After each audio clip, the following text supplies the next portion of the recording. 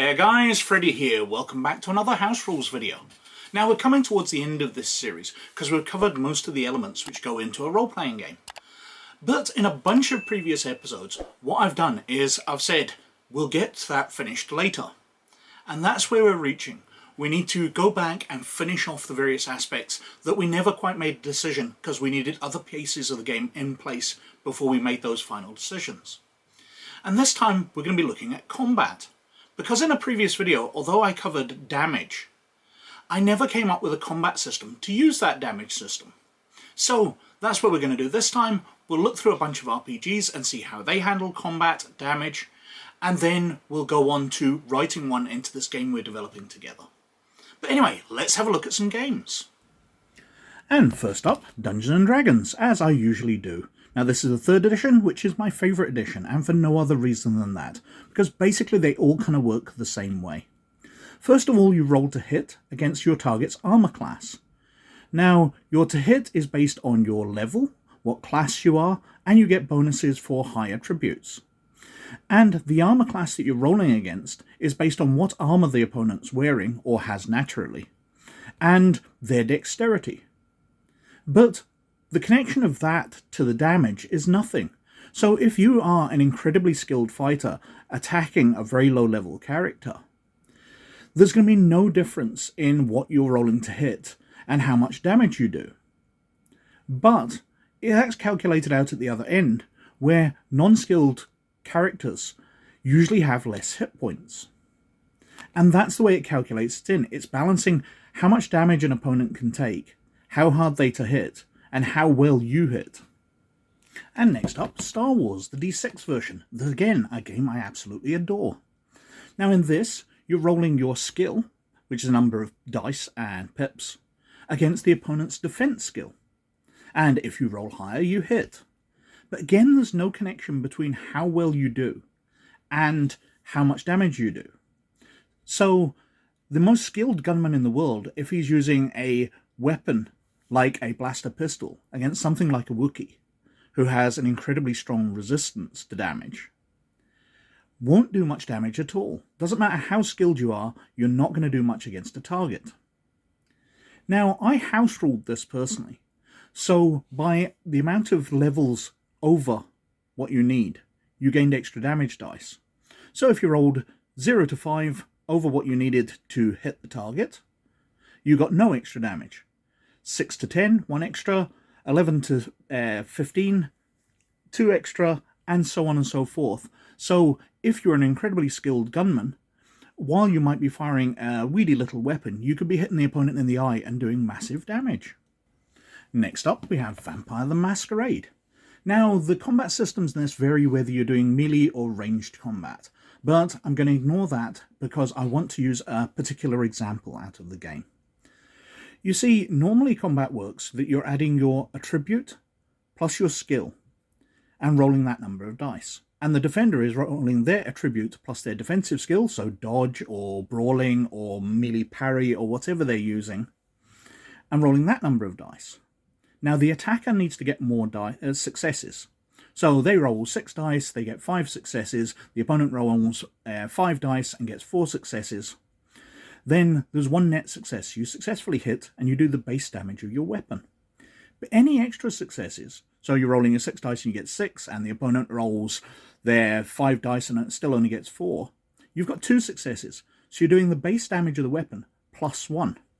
So having a higher skill matters. You can do more damage with weapons because you are more skillful. And next up, Cyberpunk. This is Cyberpunk Red because I couldn't find my Cyberpunk 2020 rulebook. I must have lent it to somebody. I must get it back. But anyway, they work the same way. In Cyberpunk, you're rolling your skill against a difficulty number set by the range of the target, for ranged combat, obviously. And that depends on the range category of your weapon. So if you're using a sniper rifle, the range categories will be absolutely massive, whereas if you're using a small pistol, the range category is going to be fairly tiny, and it's going to get difficult to hit things even relatively closely very quickly. Now, if somebody's dodging, it adds to the difficulty, but it doesn't create a target number of its own. And armor simply takes away from damage. It doesn't make people harder to hit. And all flesh must be eaten, the uni system, as used in the Buffy and Angel role-playing games as well. Now this is a fairly simple one. You're rolling your attack skill against the opponent's defense skill. If you get higher, then you hit, and your damage is based on your weapon minus any armor they have. And it's as simple as that. There is no connection between how good you are with a weapon and how much damage you do. And a game I don't get to break out very often, GURPS. Now in this system, you're rolling your attack against their defense rating, which is based on their attributes. And they also add armor to that. So a character with a high defense rating and a decent set of armor will be harder to hit. And then you roll out damage, and it's not affected by the armor at all, and it's not affected by your skill either. And Deadlands. Now this is Hell on Earth, but it uses the same rule system as Deadlands and the Savage Worlds system. Now in this, you're rolling your skill against a range category. However, you also roll randomly to see where you hit. And if you've rolled well enough with your skill above the range category, you get to alter that by a certain amount of points. So if you've rolled randomly that you're going to hit somebody in the foot, you can change that if you've received a moderate success up to hitting them in the body, or if you've done an absolutely fantastic success, you can move up to hitting them in the head. And by that, you can avoid any armor they're wearing. You can shoot past their armor, which will subtract from their damage. But also, you get bonus damage dice based on where you hit them, because you can hit a vital organ, or you can shoot them in the head and kill them that way. So, your skill does connect to your damage obliquely through being able to target more accurately, which is a really interesting way of doing it. Now Shadowrun, 1st edition. Now in this, you're rolling your skill against the opponent's dodge pool, which is something everybody gets, and it's based on their attributes. So as your character gets better, your dodge pool will increase, and cybernetics help it as well. But depending on the number of successes you get, so the better you do in your attack, and depending on what weapon you use, it increments the damage, taking damage up from its base level, which is usually moderate, up through serious to deadly. And then the opponent is rolling their body to resist that, adding on any armor they've got, to take that damage back down through deadly down to serious, moderate, light, and to nothing if possible. So, skill is very important in damage in Shadowrun. If you're very skilled, you can take the damage up to a very high level and make it very hard for an opponent to resist it. And finally, Twilight 2000. Now this is another game of gunplay, which uses range as its target number.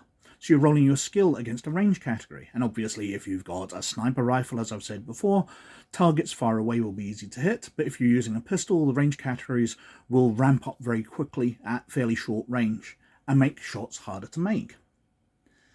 Now, this has no effect to the damage. You roll amount of damage based on what weapon you're using, and armor takes away from those damage dice. However, there is a way of using skill if you're a particularly skilled character, because you can choose which area you hit. Now, while this doesn't do bonus damage, the amount of damage you do to certain locations is far more damaging. So if you shoot somebody in the head, you stand a chance of knocking them out and crippling them very easily, far more than shooting them in the foot. So called shots become incredibly powerful if you've got the skill to call them. And you can do other things like firing burst fire, but there's a cost of ammunition, which of course is fairly rare in Twilight 2000. So this is a Google Doc of the rules we've been working on. Now most of it's exactly the same, but we'll go a couple of pages down. Now hopefully I'll remember to link this in the description down below. I've not been bad recently, but sometimes I do forget this. Anyway, here we come to the section. The highlighted section here is what was in the rules before, which was explaining how damage works, but also adding in notes myself. For example, I put in dodge ? There. Was I going to allow people to dodge? But we've got combat. This is a new section. Combat is an opposed skill test, but which skills are involved depends on the description of the combat and what attack weapon is used. So, what I'm basing on, or what I'm trying to achieve here, is a system where, depending on the way the player describes it, you can use different skills, different attributes to roll your dice. So if you build it in that your character is a very strong fighter, and build that into the descriptions of your combat, you can be trying to use your strength all the time. But anyway, carrying on. So someone making a ranged attack would normally be using dexterity plus ranged weapons plus bonus from the weapon used. And normally this would be dodged using agility plus dodge plus armor. So normally you're shooting at somebody, they're diving to get out of the way. But, however, if the characters are in melee combat, instead of dodging, the character being attacked could use a melee attack to counter. So you're face to face with somebody, you shove a gun in their face, and they can either use a weapon they're carrying to knock that out of the way, or just punch it out of the way, stop you shooting them by hitting that weapon and blocking it. Melee attacks have the option of using strength to brute force an attack, or agility if the combatant is being more mobile in their attack. The difference between using a claymore or battle axe against using a rapier or dagger. So, if you're describing a guy as hitting hard, you're using strength.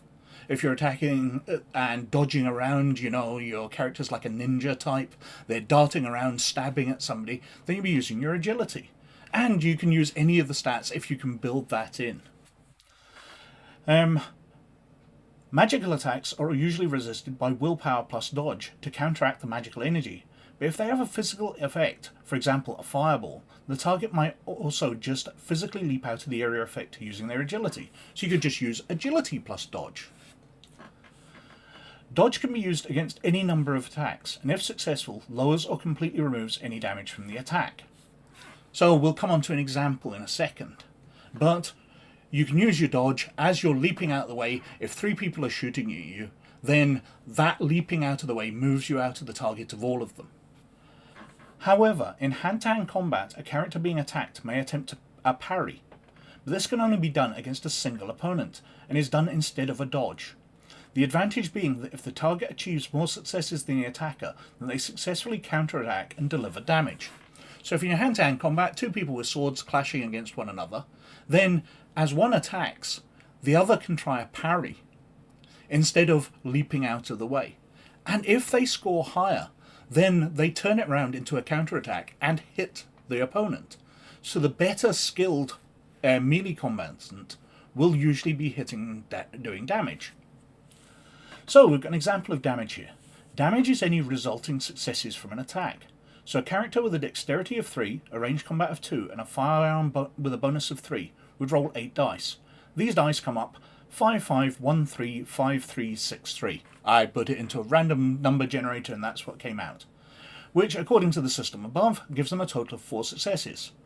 1 each for each of the 5s, 2 for the 6, but -1 for the 1. So they've got 4 successes. They're attacking an opponent who has an agility of 3, a dodge skill of 2, and has an armoured vest with a bonus of 2. So they rolled 7 dice, getting 3, 2, 2, 5, 5, 2, 1, resulting in a total of 1 success. So they've got 2 5s, so that's 2 successes, -1 for the 1. This delivers 3 damage to the target. So 4 successes minus the 1 equals 3 damage. And going down below, remaining damage must be allocated to an attribute which is temporarily reduced by this amount. And we discussed that before in the video about damage. So that's tying in that damage system to a combat system. Now, I think this is quite flexible. It allows you to take characters who are very, very skilled to do more damage, to emulate the fact that even a light pistol, if you shoot somebody in the right place, or a small blade, if you stab somebody in the right place, you're still going to do massive amounts of damage, which sometimes I think a lot of systems ignore. And it allows powerful weapons to somewhat compensate. So somebody who's not great with a gun will be a lot more effective in combat if they've got a big gun, which is firing a lot of shots. So they add a lot of dice to their dice pool. It's not a perfect system, but I quite like the way this works. But anyway, that's what I've put in. We've got some other things to fix in future videos. But for the moment, I think I've been wittering on for quite long enough. So thank you very much for watching. But as always, most of all, you look after yourselves. And I'll catch you later. Bye now.